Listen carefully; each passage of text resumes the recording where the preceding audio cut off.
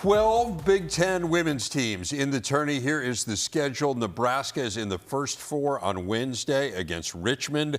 Then 6 more teams play Thursday, including the 2-seed Michigan. The other 5 get going Saturday, led by top-seeded UCLA, which plays late night at Pauley Pavilion. Shimmy Miller is here. Let's just remind people really quickly of the structure. You have 2 sites for both of the regionals. So you have 2 regionals that feed into Sacramento, 2 regionals that feed into Fort Worth, and then if you win there, you go to the Final Four. So just to help people understand, we go through these brackets. There will be 2 regions. I know. Why do we have to make this so complicated? It is right? complicated. So maybe we just, instead of trying to explain it, maybe we just show it. And again, this isn't the first time they've done it this way. But UCLA is in Regional 2 in Sacramento. You see Minnesota also in that sub-regional. But UCLA will play Cal Baptist. Of course, they are hosting, the Bruins are. And then the winner of Oklahoma State and Princeton, a really good Ivy League team. Bruins looking unstoppable. So what are you focused on? At least the first 2 rounds, definitely unstoppable. Actually looking ahead, I'm really looking forward to a potential rematch with UCLA and LSU, but we'll just stick to the first and second rounds. Okay. Hopefully these first 2 games will give other players an opportunity to really play.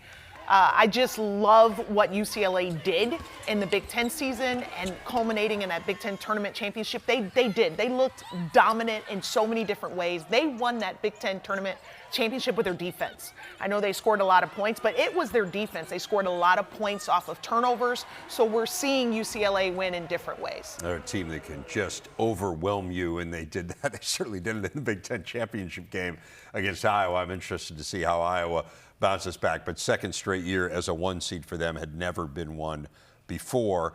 They are, as I mentioned, in that same sub-regional as Minnesota, which will also host. They take on Green Bay. The Gophers in for the first time since 2018, snapping the Big Ten's 3rd longest tourney drought. Were they to win that one, good chance they would see Ole Miss. So what interests you there, Shimmy? Okay, that's going to be a tough matchup because you have a contrast of 2 styles. You have Minnesota, who's one of the best in the country at taking care of the ball. And then you have Ole Miss, who literally, they wear T-shirts that says disrupt.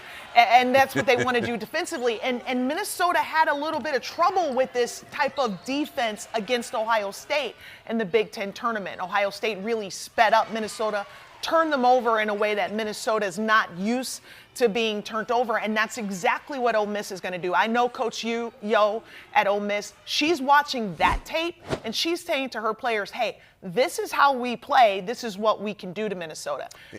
Go ahead, I'm sorry. And I'm just saying, Dawn Plitzwhite, she knows that too. Like, she knows that too. And so you better believe that in practice, yes, they're focusing on Green Bay, but they are also focusing on ball retention. Well, Dawn Plitzwhite's pushed all the right buttons. I mean, she's done an amazing job. This is their 2nd highest seed in school history, highest in 21 years. Now, Nebraska is the team that is in the first 4 from the Big Ten.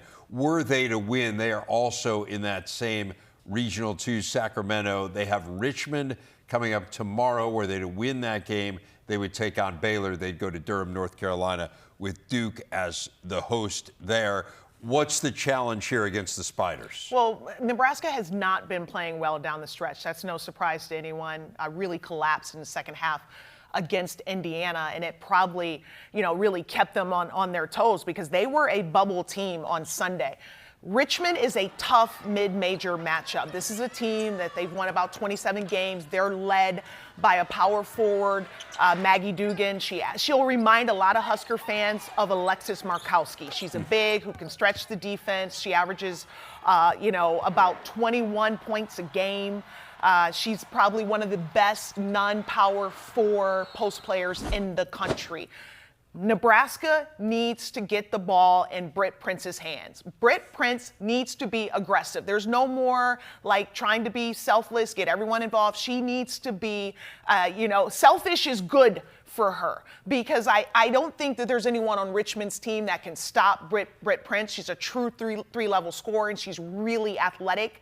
I want more players from Nebraska to step up, but at the end of the game in clutch moments, that ball needs to be in Britt's hands. And to your point, Richmond's been to 3 straight tourneys. They will not be fazed by any of this. And I think sometimes when you're talking about a mid-major program, it's, oh, we're happy to be here. You're right. They beat Penn State this year. They've played TCU. They played Texas. So they're not going to be at all intimidated. Let's go to the Sacramento 4 region. And again, this is one of 2 regions that will play out in Sacramento. They'll feed in from different regional sites and then ultimately play out there. 4 Big Ten teams are here. Let's start with Iowa. They begin at home in Carver.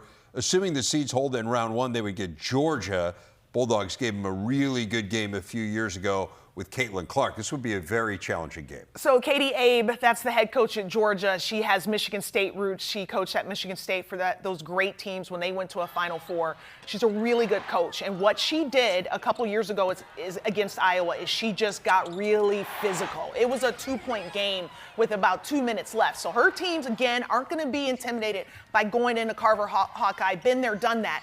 What Iowa needs to do to be successful against Georgia is be dominant inside, which should not be a problem for them. They've been dominant inside this entire season, Dave. So I just really don't think that Georgia can handle that combination of Hannah Stolke and Ava Hayden.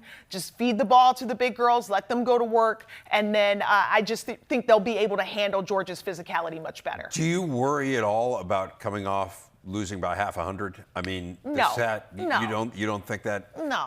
That's so yesterday. Okay. And Jan Jensen, she's got that rare combination, Dave, of she's an X's and O's coach, but she's also very much about feeding into the emotional needs of the players. She's already got them focused on what's next. That's great. No, I mean, I do think, like, sometimes the psychology of that is hard. They've had such a good year. They've so exceeded where people expected them to be. UCLA overwhelms people, and UCLA overwhelmed them. How about Washington? They are in Fort Worth. TCU, the host here, and again, this isn't the Fort Worth region. This is the Sacramento region. It's all very confusing. Washington looking for its first NCAA tourney win in 9 years. What is the challenge against the Jackrabbits?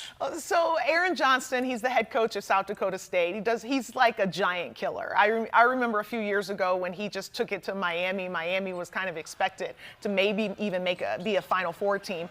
You don't want to play South Dakota State in the first round of a tournament. He's going to do a great job of slowing you down. They run a motion offense, positionless.